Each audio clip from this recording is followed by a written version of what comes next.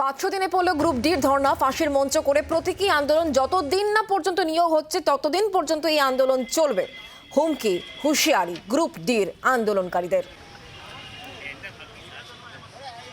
অবাক হওয়ার বিষয়, মুখ্যমন্ত্রীর নিজের দপ্তর, যে রাজ্যের প্রধান, সেই দপ্তরে আমরা আজকে দীর্ঘ 6 বছর ধরে যন্ত্রণায় ভুগছি। একটা দিন দেখার সময় হলো না সরকারি পক্ষের কোনো প্রতিনিধি আমাদেরকে এই যন্ত্রণা থেকে মুক্তি দেওয়ার জন্য। আমরা দীর্ঘ কয়েকবার চেষ্টা করেছি, এখনও আমাদের আলোচনা পর্ব চলছে। আমরা মুখ্যমন্ত্রীর দিকে এখনও তাকিয়ে আছি। আমরা চাইছি এই ফাঁসির মঞ্চটা যেন আজকেই শেষ হয়ে যায় এবং আজকে এখান থেকে আমরা যেন মুক্তি পাই।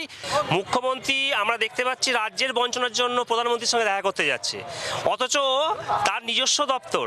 আমরা এই রাজ্যের বাসিন্দা, লেখাপড়া করেছি, তা সত্ত্বেও আমরা এই বঞ্চনার জন্য আমরা বারবার গেছি, কিন্তু আমাদের দিকে তাড়িয়ে দেওয়া হয়েছে।